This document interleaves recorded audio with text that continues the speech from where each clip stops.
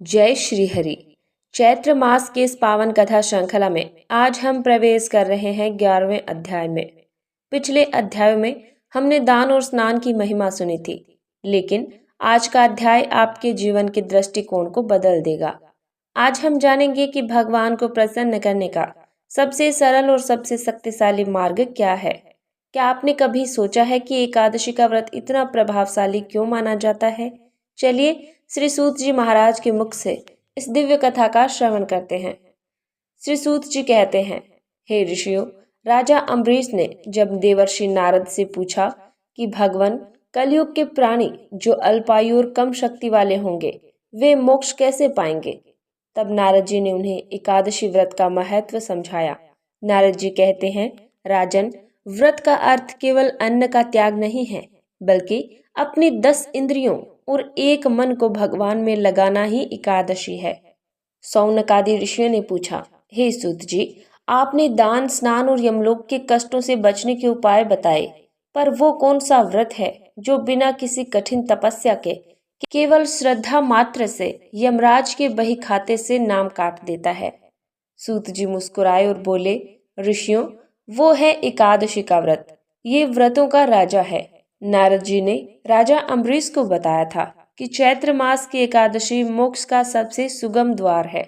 पर याद रहे, ये केवल पेट को खाली रखने का नाम नहीं, बल्कि आत्मा को परमात्मा से जोड़ने का उत्सव है। श्री सूत जी समझाते हैं कि एकादशी का अर्थ है, हमारे शरीर में 5 ज्ञानेंद्रियां हैं, 5 कर्मेंद्रियां हैं और एक मन है। जब हम इन 11 को सांसारिक विषयों से हटाकर भगवान विष्णु के चरण में लगा देते हैं, तब उसे वास्तविक एकादशी कहते हैं। पहला है जीभ का व्रत, मौन रहना या केवल सत्य और मधुर बोलना। आंखों का व्रत होता है केवल प्रभु के दर्शन और शास्त्र पढ़ना। कानों का व्रत होता है केवल हरि की कथा सुनना। जो मनुष्य इन नियमों का पालन करता है, उसके लिए वैकुंठ का द्वार सदैव खुला रहता है। भक्तों, एकादशी की शक्ति को समझने के लिए राजा रुक्मांगद की ये कथा अत्यंत ही प्रेरणादायक है। राजा रुक्मांगद भगवान विष्णु के परम भक्त थे। उन्होंने अपने पूरे राज्य में ये घोषणा करवा दी थी कि चैत्र मास की एकादशी को कोई भी व्यक्ति भोजन नहीं करेगा। सभी व्रत रखेंगे और भगवान का भजन करेंगे। इसका परिणाम ये हुआ कि राजा की पूरी प्रजा पुण्यवान हो गई। जब कोई मरता तो यमदूत उसे लेने नहीं आते, बल्कि विष्णु के पार्षद उसे विमान में बिठाकर ले जाते। यमलोक खाली होने लगा।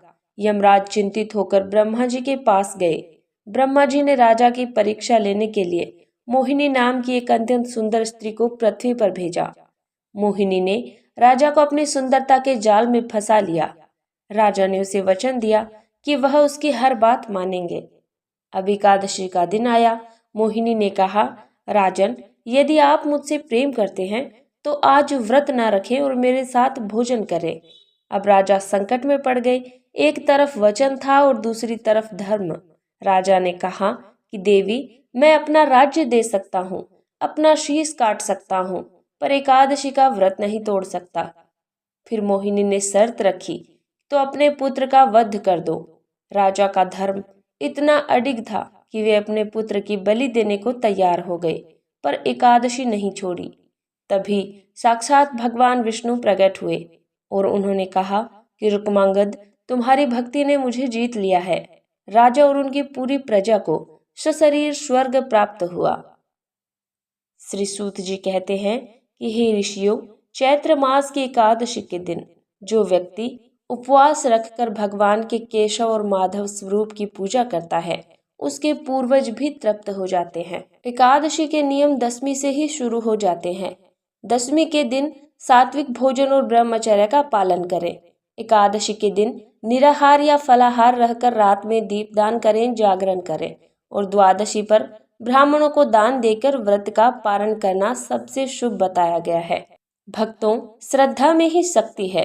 राजा रुक्मांगद की तरह यदि हमारा अटूट संकल्प हो तो ईश्वर स्वयं हमारी रक्षा के लिए आते हैं। चैत्र मास के इस अध्याय को सुनने वाले को 100 गोदान का फल मिलता है। अगले अध्याय में हम जानेंगे कि एकादशी के बाद तुलसी पूजन का क्या विशेष महत्व है। तब तक के लिए भगवान का नाम जपते रहें। जय श्री हरि। अगर आपको राजा रुक्मांगद की एक कथा और 11वें अध्याय का सार पसंद आया हो तो वीडियो को शेयर करें, कमेंट में लिखें अटल भक्ति अटल विश्वास। मिलते हैं अगले अध्याय में।